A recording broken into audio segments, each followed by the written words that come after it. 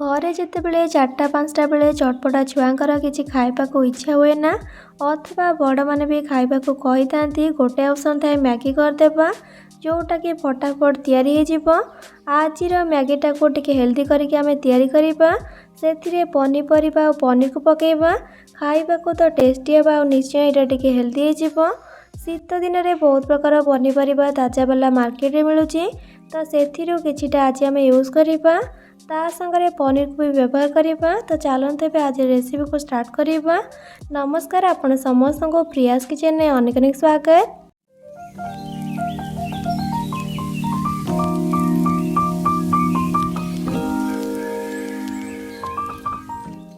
चटपटा पनीर मैगी को बनवाई ये देखो मु गैस ऑन करके गोटे कड़े को बसैकी से दूसरी पाखापाखि गोटे बड़ चामच रिफाइन तेल। आपण पनीर आ वेजिटेबल्स को देखिए तेल देवे।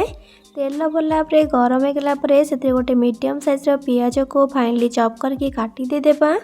पियाज को दे सारिकी मीडियम फ्लेम रे जस्ट खाली गोटे मिनट खंडे भाजवा जेमती कि पियाज टिके सॉफ्ट होगी भाजी जीवो किंतु पियाज को ये गोल्डन ब्राउन कलर करके भाजबेनी।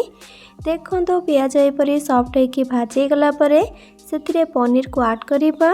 ये मु 100 ग्राम पनीर को लेकिन टिके बड़ बड़ खंड करके काटिकी देछि आ सहित एबे देबा से हाफ कप हम कटा कैप्सिकम आउ एबे दउछि से हाफ कप कटा गाजर आउ ता सहित हाफ कप मका को दउछि।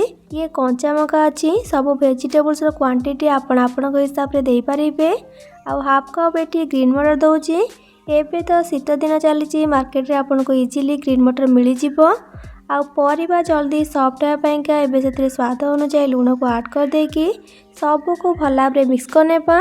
लूण आपण देखिकी पकेबे कहीं मैगी और मैगी मसला रे प्रथम लूण थाए किंतु एबे हमें पकईचे पनीपरिया से अल्प लूण ये पकई नहीं अधा छोट चामच लूण को पकई भल भाव गोली नेबा। तापर आपको आम कवर करदेबा लो टू मीडियम फ्लेम रे 2 मिनट पर्यंत कारण सब वेजिटेबल्सटा जल्दी कुक हो अधिक टाइम या कुक करवा किसी भी दरकार नहीं। पाखापाखि एबे 2 मिनट पर कवर को काढ़ा। आपण ये देखिपे अधा अधी परिबा ये सीझी जाइए अति ओभर कुक करें परिबा टिके क्रंची रहिले भल लगी थाए।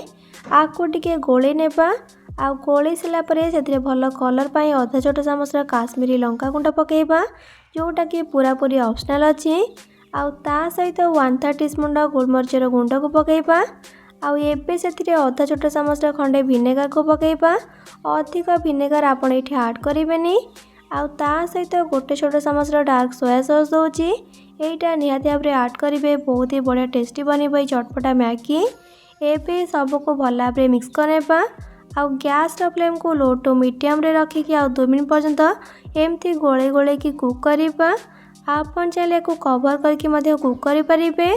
आगुरी भी मु मैगीर बहुत सारा रेसिपी मो चैनल रे अपलोड करिछि जेमती कि होगला अंडा मसला मैगी, चाइनीज मैगी, मसला पास्ता मैगी। जदि आपण या भितर को भी वीडियो देखा चाहते तेरे वीडियोर तले डिस्क्रिप्शन बॉक्स रे आपण तार लिंक को पाई परिबे। पाखापाखि 2 मिनट खंडे भाजला परे एठी हमर बे सब पनीपरिया भल भाव सॉफ्ट होगी भाजी गलानी। एबे को अधिक न भाजिकी एबे से पानी को ऐड करवा। 6टी मैगी मजी तैयारी करी से हिसाब से आपण पानी देबे क्वांटिटी कम अधिका करके ये मु 2 ग्लास पानी को देछि। एमती तो एडवर्टाइज रे देखिथिबे ना 2 मिनट रे मैगी तैयारी होता है। आपण कमेंट सेक्शन में निहाती भाव बतातु आपण केबे 2 मिनट रे मैगी तैयारी करछंती केबे भी नुहे जेमती हेले आपण को 5-6 मिनट निहाती लगी थिबो। पुणी जदि पनीपरिया पकाउछंती ताले आहुरी टिके अधिका समय लगी थाए। मु एठी पानी दे देछि याको फुटिबाकू देबा। आउ लूण एठी मु पकोनी मैगी मसला पकई देछि डायरेक्ट। मैगी मसला पकई सारा पर टिके समय को फुटिबा पई छाड़ देबा। गैस फ्लेम को एई टाइम रे मीडियम रे रखिथिबे। पानी जेतेबेले भल कि फुटी जीवना तापर आम एथिरे मैगी को पकेबा।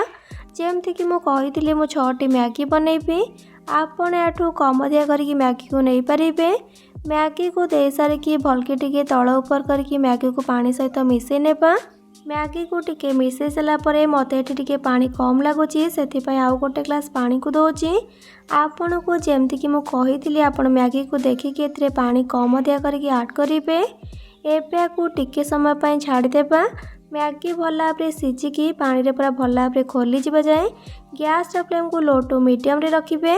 सतरे जदि केतेबेले इंस्टांट आपन को किसी करने को इच्छा थाए ना ताले प्रोसेसटा सबुठ बोधे भल होता है। टाइम नथिबो तरतरे किसी स्पाइसी खाइबा को इच्छा होथिबो कारण मैगी मसलाटा पार्टी को बहुत ही भल लगी थाए।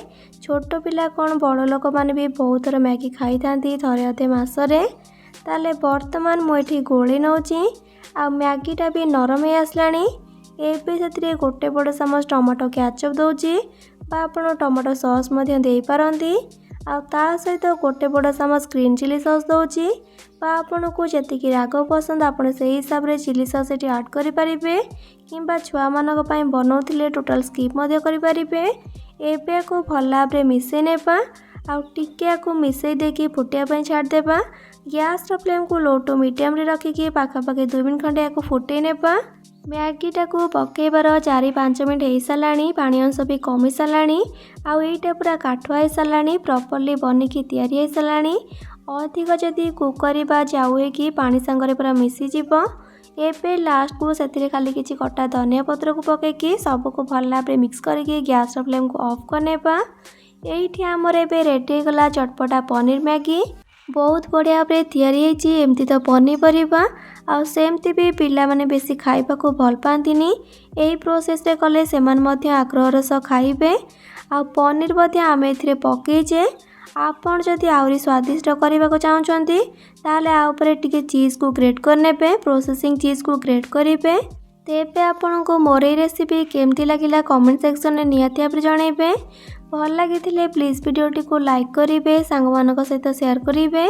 चैनल नुआ थे प्लीज चैनल को सब्सक्राइब करने आ पाखरे थी छोट bell icon all option click करेंगे जहाँद्वारा मो अपलोड करथिया मो समस्त वीडियो नोटिफिकेशंस आपन सर्वप्रथमे पाई परिबे। तबे आज रोची पुणी आसबि नुआ एक रेसिपी नहीं कि से पर्यंत रही लव यू ऑल जय जगन्नाथ।